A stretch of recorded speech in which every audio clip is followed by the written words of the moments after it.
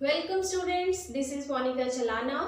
इस वीडियो में हम यूजेस ऑफ डायमेंशनल इक्वेशंस को स्टडी करेंगे। इससे पहले हम डायमेंशनल फॉर्मूला, डायमेंशनल इक्वेशंस के बारे में पढ़ चुके हैं। यूजेस ऑफ डायमेंशनल इक्वेशंस बहुत ही इम्पॉर्टेंट टॉपिक है, ना सिर्फ 11th क्लास के लिए बल्कि इससे रिलेटेड क्वेश्चंस आपको हर कॉम्पिटिटिव एग्जाम्स में देखने को मिलेंगे। तो शुरू करते हैं uses of dimensional equations. First use है conversion of one system of units into another, कि जो डायमेंशनल इक्वेशन है उससे हम एक सिस्टम ऑफ यूनिट से दूसरे सिस्टम ऑफ यूनिट को कन्वर्ट कर सकते हैं। Second is checking the accuracy of various फॉर्मूले, उनकी एक्यूरेसी को चेक करने में यूजफुल है। Third is derivation of the फॉर्मूले, डायमेंशनल एनालिसिस से हम फॉर्मूले ड्राइव भी कर सकते हैं। अब इन तीनों यूजेस को हम one by one in detail study करेंगे। फर्स्ट है conversion of one system of unit into another. अब जैसा कि हम पढ़ चुके हैं, there is a SI system of unit, that is international system of unit, जिसमें 7 फिजिकल क्वांटिटीज को फंडामेंटल कंसीडर किया गया है। इसी तरह से हमारे पास कुछ और भी सिस्टम ऑफ यूनिट्स हैं, जैसे कि MKS। M stands for metre, K stands for kilogram and S stands for second. तो इस सिस्टम में यहाँ सिर्फ 3 ही फंडामेंटल क्वांटिटीज हैं, that is one for length, other is mass and the third one is time. Actually इसी system को extend करके एक इंटरनेशनल सिस्टम ऑफ यूनिट बना है, SI system. So SI system को रेशनलाइज्ड MKS सिस्टम भी कहा जाता है। इसके अलावा है CGS सिस्टम, इसमें C stands for centimetre, G is for gram and S is for second. तो यहाँ भी लेंथ, मास और टाइम, इन्हीं 3 क्वांटिटीज को फंडामेंटल कंसीडर किया गया है। तो ये है CGS system. One is FPS system, जो कि सबसे पहले आया था। This is British engineering system, जिसमें F जो है that represent foot, P represent pound which is a unit of mass and S stands for second which is a unit of time. तो FPS, MKS और CGS, इन तीनों systems of units में सिर्फ 3 ही fundamental quantities थी, मास, length and time. लेकिन क्योंकि मास, length and time से हम सिर्फ मैकेनिक्स की ही फिजिकल क्वांटिटीज को डिराइव कर सकते हैं, इसलिए इनको ही मॉडिफाई करके एक ऐसा ही सिस्टम बनाया गया था जिसमें 7 क्वांटिटीज को फंडामेंटल कंसीडर किया गया है, जिससे हम ना सिर्फ मैकेनिक्स बल्कि फिजिक्स की हर ब्रांच के यूनिट्स को ड्राइव कर सकते हैं। तो डायमेंशनल इक्वेशंस से हम एक सिस्टम से दूसरे सिस्टम में इजीली कन्वर्जन कर सकते हैं। So the conversion of one system of units into another is based on the fact that magnitude of the physical quantity remains the same whatever is its system of measurement, that is N1 U1 is equal to N2 U2। इस relation को हम पहले भी पढ़ चुके हैं। यहाँ U1 और U2 क्या है? Units of measurements of the quantity Q in different systems. N1 and N2 are their respective numerical values. अब हम ये consider करते हैं M1, L1 and T1 are the units of measurements in system 1, and let M2, L2 and T2 are the units of mass, length and time in system 2। तो हम convert करना चाह रहे हैं from first system to second system. Let this physical quantity Q depends on mass, length and time as M1 power A, L1 power B and T1 power C।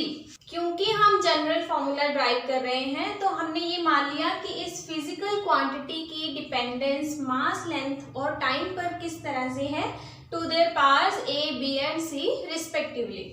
तो unit 1 को हम क्या लिख सकते हैं? U1 is equal to M1 par A, L1 par B and T1 par C. Similarly, unit 2 को हम क्या लिख सकते हैं? M2 par A, L2 par B and T2 par C. अब यहाँ पे हमने पावर्स चेंज क्यों नहीं की?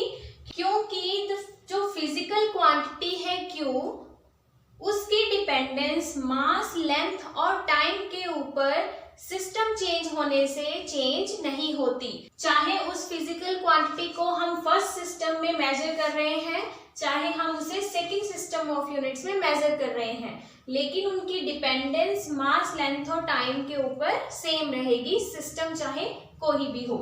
Late us say this equation is numbered as 1 and from this first equation we get N2 as N1 U1 by U2। अब यहाँ हम U1 और U2 की वैल्यू पुट कर देंगे, तो हमारे पास क्या आ जाएगा? N1 M1 by M2 par A, L1 by L2 par B and T1 by T2 par C। तो इस इक्वेशन में अगर हमें M1, L1, T1 और M2, L2, T2 की वैल्यूज नोन हो तो हम N2 को फाइंड कर सकते हैं। N2 will give you the numerical value of the quantity in the another system. Now we are going to solve an example. Convert an energy of 1 joule into ergs. हमें joule को अर्ग में convert करना है, और joule और अर्ग्स क्या हैं? एनर्जी की यूनिट्स हैं। जूल जो है वो एमकेएस सिस्टम में एनर्जी की यूनिट है और अर्ग है सीजीएस सिस्टम में एनर्जी की यूनिट। यानी कि बेसिकली हमें यहाँ एनर्जी की यूनिट को एमकेएस से सीजीएस में कन्वर्ट करना है। तो सबसे पहले एनर्जी की डायमेंशंस क्या होंगी? हम जानते हैं एनर्जी और वर्क डन दोनों की डायमेंशंस सेम होती हैं and it is given as M1, L2 and T-2। अगर आपको ये लर्न नहीं है तो आप बहुत इजीली इसको किसी भी एनर्जी के फॉर्मूले से या वर्क डन के फॉर्मूले से फाइंड आउट भी कर सकते हैं। जैसे कि काइनेटिक एनर्जी का फॉर्मूला है half mv²। m is mass, so m power is 1। v is the velocity और वेलोसिटी होती है displacement upon time, that is L-T-1। तो इसकी स्क्वायर है, इसलिए L power 2 and T power -2। तो बहुत इजीली आप एनर्जी की डायमेंशंस फाइंड आउट कर सकते हैं। अब इसे अगर हम यहाँ कंपेयर करें तो A, B और C की वैल्यूज क्या आ रही हैं? A है मास की पावर दैट इज 1 और B है लेंथ की पावर दैट इज 2 और C है टाइम की पावर दैट इज -2। तो A, B और C की वैल्यू हमें मिल गई है। अब हमने M1, M2, L1, L2 and T1, T2 की वैल्यूज फाइंड आउट करनी है। हम MKS सिस्टम को CGS सिस्टम में कन्वर्ट कर रहे हैं। MKS सिस्टम में मास की यूनिट क्या है? किलोग्राम। तो यहाँ पे M1 कितना है? 1 kg। और लेंथ की यूनिट क्या है? मीटर। तो यहाँ पर L1 आ जाएगा 1 metre. Next is time. Time की यूनिट क्या है? सेकेंड। तो T1 है 1 सेकेंड। इसी तरह सीजीएस सिस्टम में मास की यूनिट क्या है? ग्राम। तो M2 आ गया 1 ग्राम। और लेंथ की यूनिट क्या है? सेंटीमीटर्स। तो L2 है 1 सेंटीमीटर। टाइम की यूनिट है सेकेंड, तो T2 है 1 सेकेंड। अब इस इक्वेशन में पुट करने के लिए हमने M1, M2, L1, L2, T1, T2 और A, B और C सबकी वैल्यूज फाइंड आउट कर ली हैं। तो N1 की वैल्यू क्या होगी? हमें क्या करना है? 1 जूल ऑफ एनर्जी को अर्ग्स में कन्वर्ट करना है। तो 1 क्या है? N1। N1 की वैल्यू है 1 और हमें N2 कैलकुलेट करना है। तो अब इन सभी वैल्यूज को हम इस इक्वेशन में पुट कर देंगे। N2 is equal to N1 is 1, M1 is 1 kg and M2 is 1 gram and its power is 1. L1 is 1 meter, L2 is 1 centimetre और B की वैल्यू है 2. Next is T1. T1 is 1 second and T2 is again 1 second और इसकी power है C यानी कि -2. अब इसको सॉल्व करने के लिए हमें ऊपर नीचे यूनिट्स को सेम करना होगा. इस 1 को हम हटा सकते हैं because multiplying by 1 will give you the same value. तो 1 kilogram is equal to 1000 gram that is 10⁻³ grams by 1 gram and its power is 1. We don't need to write it. Next 1 meter is equal to 100 centimeter that means 10⁻² centimeter. Divide by 1 centimeter raised to the power 2 and this term will give us 1 because 1 second और 1 second cancel होकर हमें 1 देंगे. 1 की power कुछ भी हो that will give you 1. तो अब इसको सॉल्व कर लेते हैं. Units will get cancel out और हमारे पास क्या बचेगा 10⁻³ और 10⁻² raised to the power 2. ये टर्म सॉल्व करके हमारे पास क्या आएगा 10⁻³ इंटू 10⁻⁴. अब क्योंकि दो टर्म्स अगर मल्टीप्लाई में हो और उनका बेस सेम हो तो पावर्स ऐड हो जाती है and this is giving us 10⁻⁷. तो हमारे N2 की वैल्यू क्या है 10⁻⁷.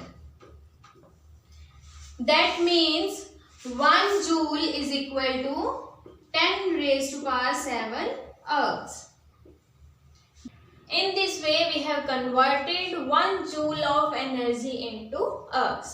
इसी तरह हम किसी भी फिजिकल क्वांटिटी की यूनिट्स को एक सिस्टम ऑफ यूनिट से दूसरे सिस्टम ऑफ यूनिट्स में कन्वर्ट कर सकते हैं. Second use that is checking the accuracy of various फॉर्मूले. डायमेंशनल एनालिसिस से हम किसी भी फॉर्मूले या रिलेशन की एक्यूरेसी भी चेक कर सकते हैं. अब हमारे पास बहुत सारी फिजिकल क्वांटिटीज के बहुत सारे फॉर्मूलाज हैं. जैसे कि एक सिंपल टर्म फोर्स के भी बहुत सारी टाइप्स हैं और उनके सबके अलग अलग फॉर्मूलाज हैं. लेकिन उनकी एक्यूरेसीज को हम कैसे चेक कर सकते हैं कि वो फॉर्मूला करेक्ट है या नहीं, उसके लिए हम डायमेंशंस को यूज करेंगे. This use of dimensional equation is based on the principal of homogeneity of dimensions.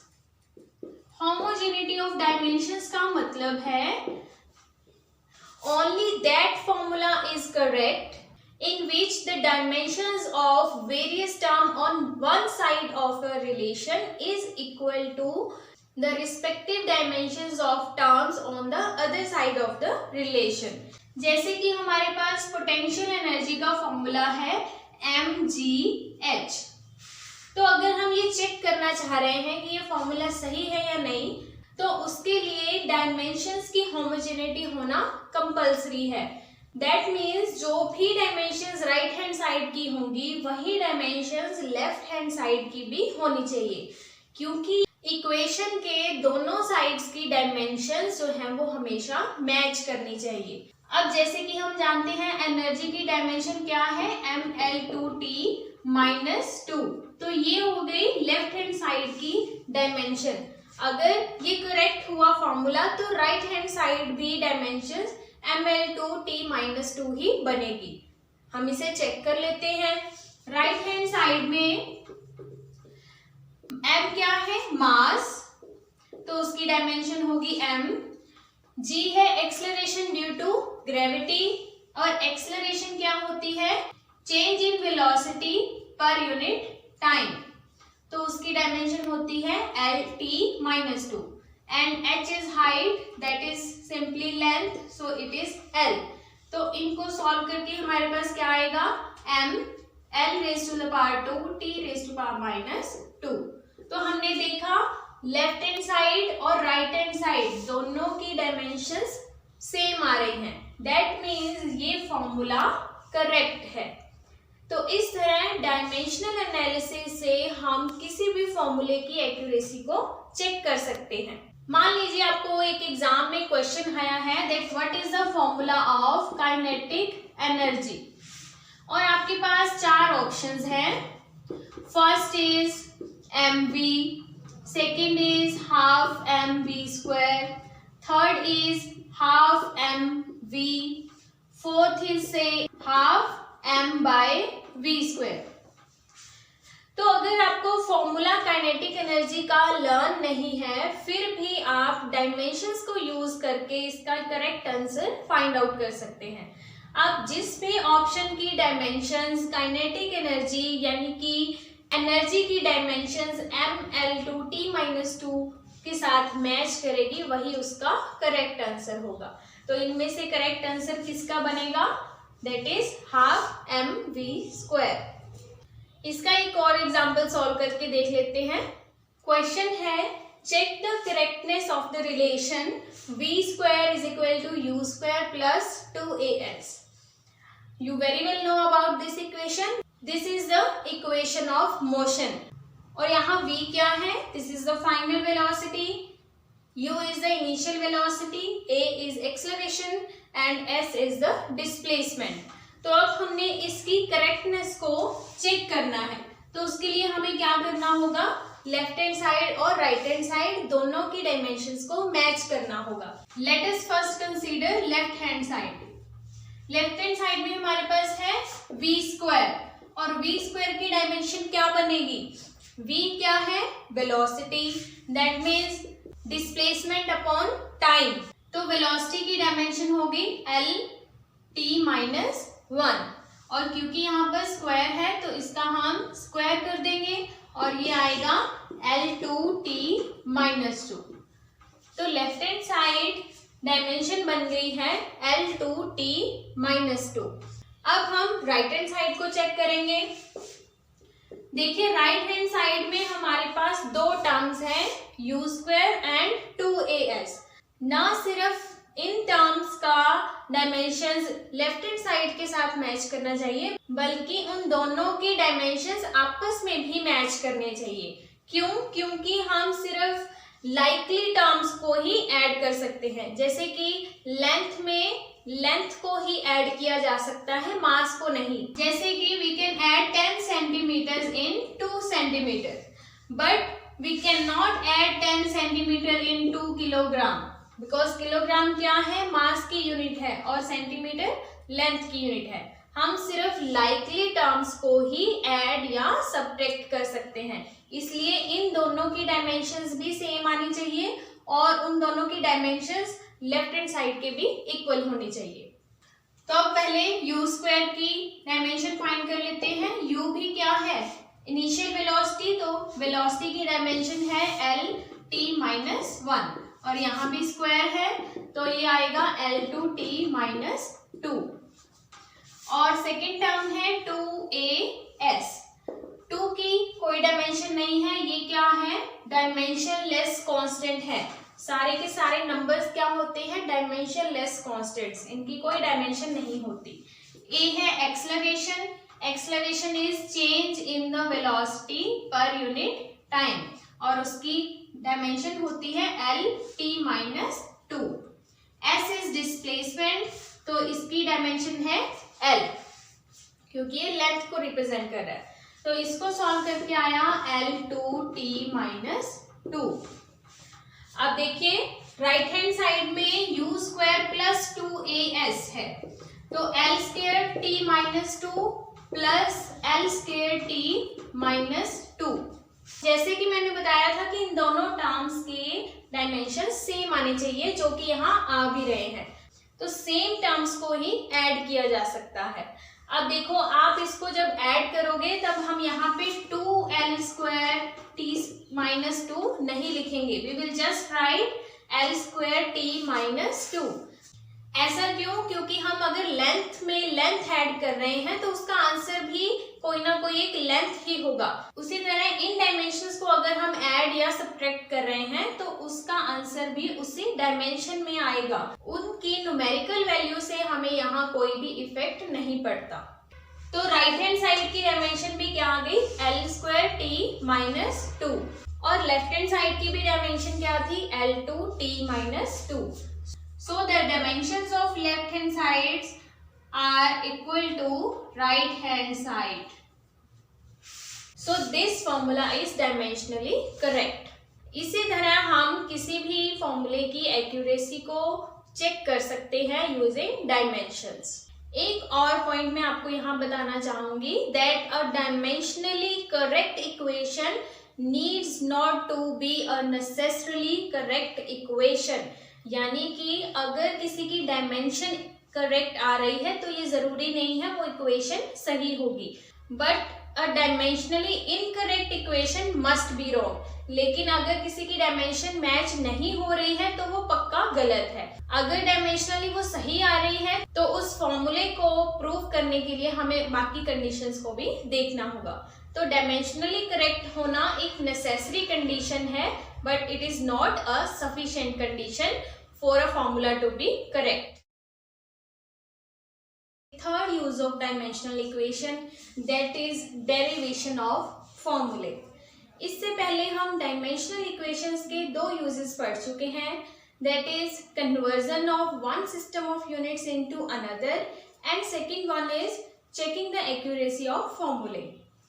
Second use that was checking the accuracy of formulae, वो बेस था principal of homogeneity of dimensions के ऊपर। Using the same principle of homogeneity of dimension, we can also derive the formula of any physical quantity provided we know the factors on which that physical quantity depends on. So किसी भी physical quantity के formula को derive करने के लिए हमें उन factors की जानकारी होनी चाहिए जिनके ऊपर वो depend कर रहा है। अब इसे हम एक example से समझेंगे। Let us consider we have to derive an expression for time period t of a simple pendulum which may depend upon mass of the bob, that is m, length of the pendulum, that is l, and acceleration due to gravity g. इस question में हमें time period of simple pendulum के लिए एक formula derive करना है। हमें time period की डिपेंडेंस दी गई है किन किन फैक्टर्स के ऊपर, mass, length and acceleration due to gravity के ऊपर। हमें उसकी nature of dependence find out करनी है। सो हमें ये पता लग रहा है that time T is dependent on mass of the bob, length of the pendulum and acceleration due to gravity. और क्योंकि इसके ऊपर ये डिपेंड कर रहा है that means it is proportional to these three factors, but we don't know its nature of dependence. Let us consider the power of m is a and the power of l is b and the power of acceleration due to gravity is c. a b c find out करके हमें पता चलेगा कि time की dependence इन factors के ऊपर किस तरह की है, whether it is directly proportional to mass or inversely proportional to length of the pendulum etc. तो इस क्वेश्चन में हमें इन्हीं ए बी सी की वैल्यू फाइंड आउट करनी है। अगर हम प्रोपोर्शनलिटी कांस्टेंट हटाएं तो हमें एक डायमेंशनलेस कांस्टेंट लगाना होगा, let this be K, m power a, l power b and g power c। इसे सॉल्व करने के लिए हम यूज करेंगे principle of homogeneity of dimensions. Left hand side के डायमेंशंस राइट हैंड साइड के डायमेंशंस के इक्वल होने चाहिए, तो हम उन डायमेंशंस को इक्वेट कर देंगे। तो लेफ्ट हैंड साइड पे हमारे पास क्या है, टाइम, और टाइम की डायमेंशन क्या होंगी, सिर्फ कैपिटल टी। और राइट हैंड साइड पे हमारे पास क्या कुछ है, मास, जिसकी डायमेंशन होगी capital M in a square bracket and its power is A, so here its power will be A. Next is length of the pendulum whose power is b, इसकी dimension हम कैसे लिखेंगे, it represent length capital L and power b. Third is acceleration due to gravity and its power is c. Acceleration की जो dimension होगी वही dimension acceleration due to gravity की होगी, that is L T minus 2 and its power is C. तो इसे solve करके अगर हम लिखेंगे it will give you L power C and T power minus 2c। According to principle of homogeneity of dimensions हम इन सभी डायमेंशंस को इस इक्वेशन में पुट करके इक्वेट कर देंगे। तो ये इक्वेशन से हमारे पास आएगा capital T is equal to, it is a dimensionless constant, so इसकी कोई भी डायमेंशन नहीं है। इसकी डायमेंशन हमारे पास आ रही है m power a, next is l power b and third is l power c and t power minus 2c। अब हम इसे सॉल्व कर लेंगे। m power a, l power b plus c and t power minus 2c। Left hand side पे हमारे पास सिर्फ t है, m और l के टर्म्स यहाँ पर नहीं है, तो हम उसे कैसे लिख सकते हैं, m power 0, l power 0 and t power 1। अब हमें m, l और t की पावर्स को इक्वेट करना है। इससे हमारे पास 3 इक्वेशंस आ जाएंगी और 3 ही वेरिएबल्स हैं हमारे पास a, b और c, और उन तीनों को सॉल्व करके हम a, b और c की वैल्यूज फाइंड आउट करेंगे। So comparing the powers of m, we will get a is equal to 0. Comparing the powers of l, we will get b plus c equal to 0. And comparing the powers of t, we will get minus 2c is equal to 1. So we are getting the value of a equal to 0. And from this equation, we are getting c is equal to minus 1 by 2. From this equation we will get b equal to minus c, so the value of b will be plus 1 by 2, since it is equal to negative of c and negative of minus of 1 by 2 will give you plus 1 by 2. So हमने तीनों equations को solve करके a, b और c की values find out कर ली हैं। अब हम इन्हें यहाँ पुट कर देंगे तो उससे हमारे पास टाइम का फॉर्मूला आ जाएगा in terms of mass, length and acceleration due to gravity. So we are getting t is equal to k, m power a that means 0, l power b that means plus 1 by 2, g power minus 1 by 2।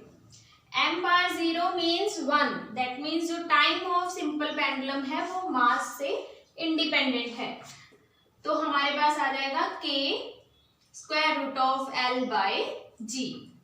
तो ये formula हमने derive किया using dimensional analysis, that is time of simple pendulum is directly proportional to square root of length of the pendulum and inversely proportional to square root of the acceleration due to gravity and it is independent of mass of the board.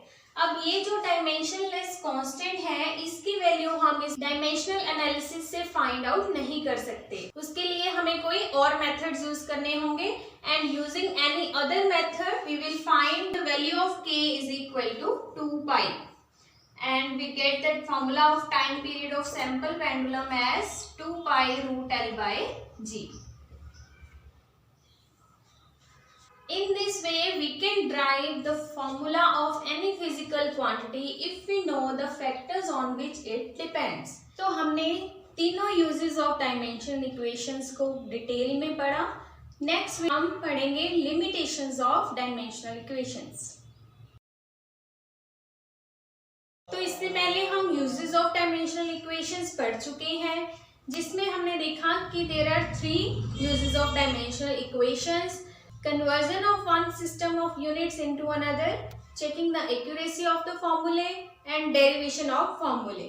इनमें से जो first 2 uses हैं उनकी कोई भी limitation नहीं है, लेकिन जो third use of dimensional equations है that is derivation of the formulae, सारी की सारी लिमिटेशंस उसी से रिलेटेड हैं। तो शुरू करते हैं फर्स्ट लिमिटेशन से, that is it gives no information about dimensionless constants. जैसे कि हमने एक फॉर्मूला ड्राइव किया था t is equal to k√L/g, जिसमें कि k क्या था, एक डायमेंशनलेस कांस्टेंट था। तो इन डायमेंशनलेस कांस्टेंट्स की वैल्यू हम डायमेंशनल इक्वेशन से फाइंड आउट नहीं कर सकते।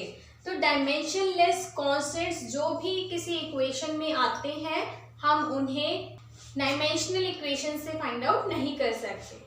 Second limitation, dimensionless variables. अगर कोई फिजिकल क्वांटिटी डायमेंशनलेस वेरिएबल्स के ऊपर डिपेंड कर रही है, जैसे कि trigonometric functions, logarithmic function, exponential functions, इन सब की कोई भी डायमेंशन नहीं है, लेकिन ये वेरिएबल्स हैं। तो ऐसे वेरिएबल्स के ऊपर अगर डिपेंडेंस है किसी फिजिकल क्वांटिटी की, तो उससे रिलेटेड हम डायमेंशनल इक्वेशंस को यूज करके फॉर्मूला ड्राइव नहीं कर सकते, because we need the dimension of that factor on which the physical quantity depends. लेकिन अगर उसकी डायमेंशन ही नहीं है, तो उससे रिलेटेड कोई भी डिपेंडेंस हम उस फिजिकल क्वांटिटी की फाइंड आउट नहीं कर सकते। थर्ड लिमिटेशन है कि डायमेंशनल इक्वेशन से जो फॉर्मूला हम ड्राइव कर रहे हैं, उससे फिजिकल क्वांटिटी के स्केलर और वेक्टर होने की इंफॉर्मेशन हमें नहीं मिल सकती। फोर्थ है, अगर कोई physical quantity more than 3 factors के ऊपर डिपेंड कर रही है, तो उससे रिलेटेड हम फॉर्मूला ड्राइव नहीं कर सकते। ऐसा क्यों? क्योंकि देखिए, जैसे कि हमारे पास फॉर्मूला है सेंट्रीपिटल फोर्स का, दैट इज mv²/r। तो इसमें फोर्स की डिपेंडेंस इन 3 फैक्टर्स के ऊपर है।